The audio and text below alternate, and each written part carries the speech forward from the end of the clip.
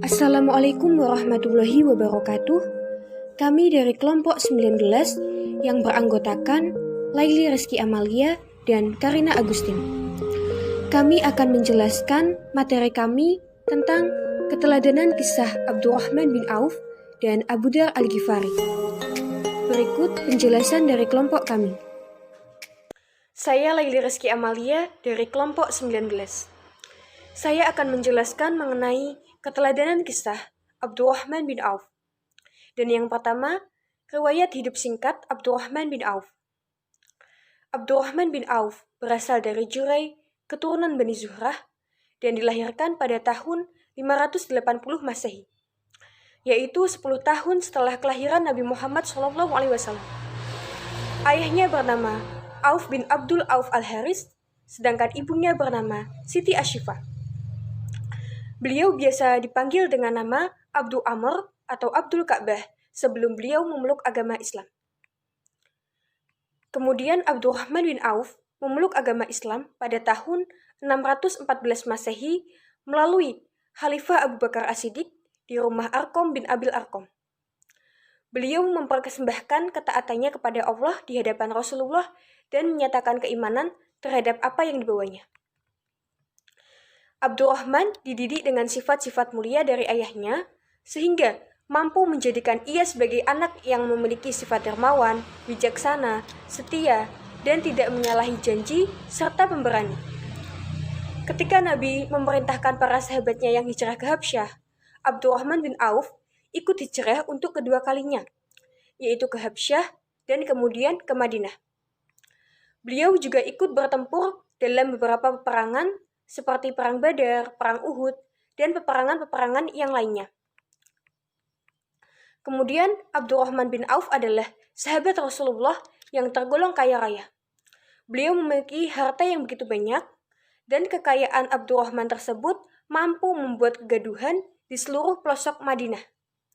Sahabat Rasulullah yang satu ini mempunyai jiwa bisnis yang tinggi.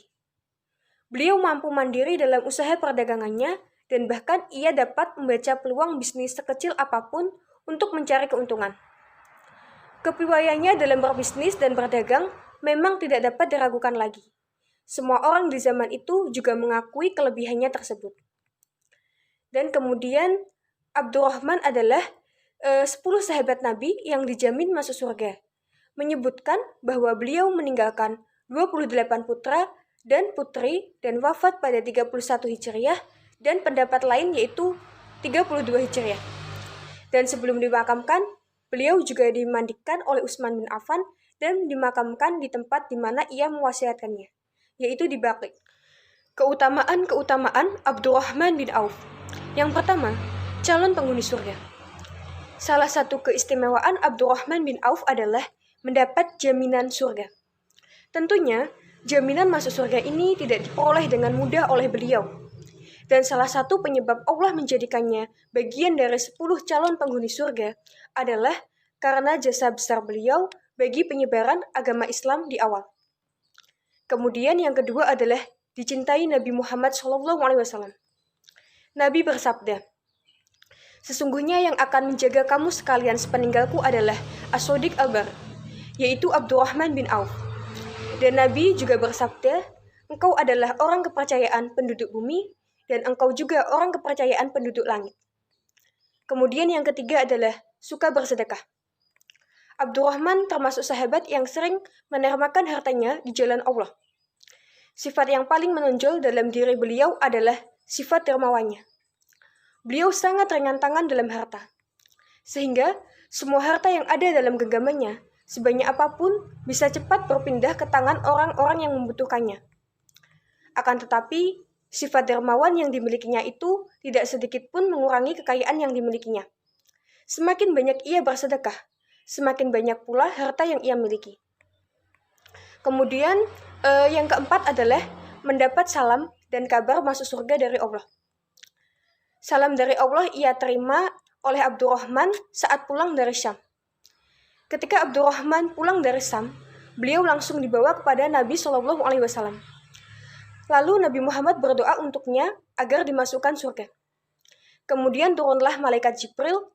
Beliau berkata, Sesungguhnya Allah mengirimkan salam untukmu dan berkata, kirimkanlah salamku kepada Abdurrahman bin Auf dan sampaikan kabar gembira bahwa ia masuk surga. Kemudian yang kelima adalah mempunyai ilmu yang tinggi. Ketika Umar berada di Syara dalam perjalanan menuju ke Sam, beliau mendapat kabar bahwa Sam sedang dilanda wabah penyakit menular. Kemudian Umar mengumpulkan semua sahabat Rasulullah dan meminta pendapat mereka. Lalu muncullah Abdurrahman dan berkata, sesungguhnya saya sangat mengerti masalah ini. Saya pernah mendengar Rasulullah bersabda, apabila terjadi penyakit menular di suatu tempat, janganlah kamu masuk ke dalamnya. Dan apabila terjadi di suatu tempat kamu berada di dalamnya, janganlah kamu keluar dan lari dari penyakit tersebut. Kemudian yang keenam adalah ahli hukum dan menjadi rujukan Umar bin Khattab. Pengetahuannya tentang hukum memang tidak diragukan lagi, sebab ia termasuk salah satu sahabat yang dekat dengan Nabi. Kedekatannya tersebut dengan Rasulullah yang menjadikan hafal banyak hadis yang diucapkan langsung oleh Rasulullah. Selain itu, ia juga paham betul perilaku Nabi dan kemudian ia digolongkan sebagai salah satu ulama besar. Selain itu, saat Rasulullah masih hidup, ia juga pernah menjadi salah satu ahli fatwa beliau. Abdurrahman bin Auf juga merupakan rujukan Umar bin Khattab dalam menentukan hukum. Salah satunya tentang hukuman peminum khamar, dan Abdurrahman bin Auf dijadikan rujukan karena luasnya pengetahuan yang dimilikinya. Selanjutnya adalah sifat-sifat mulia Abdurrahman bin Auf yang layak diteladani. Yang pertama adalah dermawan. Abdurrahman bin Auf adalah seorang pemimpin yang mengendalikan hartanya, bukan justru dikendalikan oleh hartanya. Sikap dermawan Abdurrahman ini sangat perlu dicontoh dan diikuti. Meskipun hartanya melimpah, tapi ia tidak pernah sombong dan tidak pernah hidup berfoya-foya. Hartanya digunakan untuk memperjuangkan agama Allah dan untuk membantu sesama yang kurang mampu. Kita dapat meneladani kedermawaan Abdurrahman bin Auf dengan cara rela menggunakan uang saku kita untuk membantu orang lain, juga rajin bersedekah, dan memberi bantuan kepada orang lain yang membutuhkan, dan lain sebagainya. Kemudian yang kedua adalah rendah hati. Abdurrahman bin Auf dikenal sebagai pebisnis yang handal dan selalu mengikuti rambu-rambu syariat Islam. Kezuhutannya pada harta dan materi duniawi sangat masyhur di kalangan para sahabat. Abdurrahman tidak mau hidup di atas titik peluh orang lain. Lebih baik baginya berusaha dengan tenaganya. Hartanya tidak lantas membuatnya lupa diri, bersikap sombong, dan suka pamer. Abdurrahman justru bersikap tawadu atau rendah hati, sangat gemar beribadah, dan beliau sangat gemar bersedekah. Kemudian yang ketiga adalah berani. Abdurrahman bin Auf dikenal berani. Beliau mengikuti semua pertempuran yang diikuti oleh Nabi Muhammad SAW. Perang Uhud juga menjadi tanda betapa besarnya pengorbanan beliau. Jasa besarnya dalam perang Uhud dapat dilihat pada cacat fisik yang dideritanya. Pada perang Uhud, tubuhnya terkena 21 kali bacokan pedang atau panah, tetapi sama sekali dia tidak pernah mundur. Kemudian yang keempat adalah mandiri. Setelah seluruh hartanya dirampas ketika dalam perjalanan hijrah ke Madinah, Abdurrahman bin Auf tidak menggantungkan hidupnya kepada orang lain. Bahkan ia menolak bantuan dari orang Ansor yang telah dipersaudarakan dengan dirinya. Beliau lebih memilih ditunjukkan lokasi pasar, dan selanjutnya ia berjualan di pasar. Akhirnya, dari jualan tersebut, beliau mampu bangkit lagi dan mandiri. Kita dapat meneladani sifat mandiri Abdurrahman ini dengan cara tidak mengandalkan orang tua ketika ingin membeli sesuatu. Lebih baik kita menabung sebagian uang saku kita, nanti jika sudah terkumpul, baru kita membeli barang yang kita inginkan tersebut. Cara lain antara lain, menyiapkan peralatan sekolah sendiri, membereskan kamar sendiri, mencuci, dan menyetrika baju sendiri, dan lain sebagainya. Kemudian yang kelima adalah rela berkorban. Abdurrahman bin Auf dikenal sebagai sosok yang rela berkorban. Ia tak segan mengorbankan hartanya demi memenuhi kebutuhan dakwah Islam. Kita dapat meneladaninya dengan cara memberikan sebagian uang kita untuk kegiatan keagamaan atau acara amal. Kemudian dengan menyumbangkan sebagian barang kita kepada orang yang membutuhkan dan menyediakan waktu untuk menghadiri acara keagamaan, mengunjungi korban bencana, dan lain sebagainya. Kemudian yang keenam adalah pebisnis yang handal. Abdurrahman bin Auf mampu mandiri dalam usaha perdagangannya. Bahkan dia mampu membaca peluang bisnis sekecil apapun untuk mencari keuntungan. Kepiawaiannya dalam berbisnis dan berdagang memang tidak diragukan lagi. Semua orang di zaman itu mengakui kelebihannya tersebut. Abdurrahman pandai berbisnis sehingga mampu menghasilkan uang yang banyak. Namun, uang tersebut dapat ia pergunakan untuk berinfak di jalan Allah.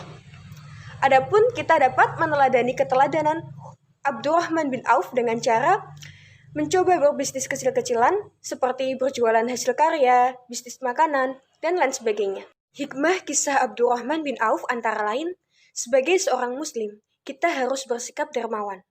Kemudian, sikap mandiri akan memudahkan orang untuk bertahan dalam semua keadaan, baik itu senang maupun susah. Dan kita harus menggunakan harta kita untuk amal kebaikan. Dan jika kita memiliki banyak uang, kita memiliki banyak kesempatan untuk berinfak di jalan Allah. Dan jangan pernah menyerah ketika mengalami kegagalan atau masalah. Kita harus segera bangkit mencari solusi agar segera bisa mengatasi masalah tersebut. Begitu banyak sekali keteladanan yang dapat kita ambil dari kisah Abdurrahman bin Auf ini, di mana kita dapat mencontohnya dalam kehidupan sehari-hari. Mungkin itu saja yang dapat saya sampaikan. Selanjutnya akan dijelaskan oleh teman saya. Kurang lebihnya saya mohon maaf. Wassalamualaikum warahmatullahi wabarakatuh. Kemudian kisah Abu Dzar Al-Ghifari.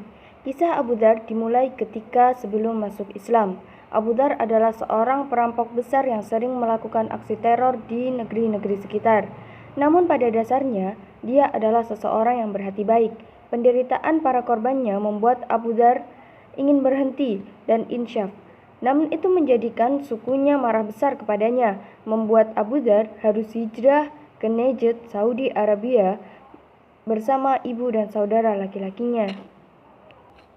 Mendengar tentang agama Islam yang saat itu adalah agama yang baru, Abu Dzar datang menemui Nabi Muhammad SAW dan menyertakan keislamannya, menjadi salah satu pejuang paling gigih dan paling berani.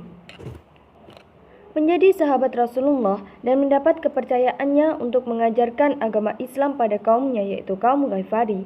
Banyak rintangan yang dihadapinya, namun hampir seluruh sukunya masuk Islam. Tidak ada perjuangan yang sia-sia, bukan?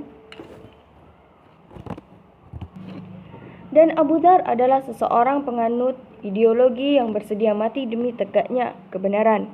Terkenal sebagai penyayang kaum duafa dan fakir miskin, perampokannya dulu pun sering dibagikan kepada kaum duafa dan kaum fakir miskin. Hanya saja dulu dalam lingkup kaum Ghifari. Keteladanan kisah Abu Dzar dapat kita lihat dari sifat-sifatnya. Yang pertama adalah pemberani. Sebagai salah satu pemeluk agama Islam, Nabi Muhammad SAW yang ketika itu dakwah secara bersembunyi-sembunyi, Abu Dzar dengan terang-terangan menyerukan keislamannya di hadapan orang-orang kafir. Sungguh pemberani, bukan? Yang kedua adalah memiliki sifat pantang menyerah. Sebagai seorang muslim, Abu Dzar adalah penentang besar penyembahan berhala.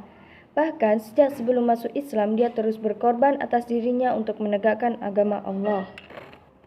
Yang ketiga adalah berpendirian kuat. Berhati teguh untuk jihad membela agama Allah. Ini berlanjut hingga akhir hayatnya. Dia pernah dipukuli puluhan orang kafir Quraisy karena menyerukan agamanya, tapi itu tidak membuatnya gentar. Yang terakhir adalah kesederhanaan hidup Abu Dzar Al-Ghifari. Abu Dzar adalah penyayang duafa dan fakir miskin dan penentang pemimpin yang berfoya-foya. Pada saat itu seperti pimpinan Utsman bin Affan karena kemewahan kehidupan Muawiyah bin Abi Sufyan.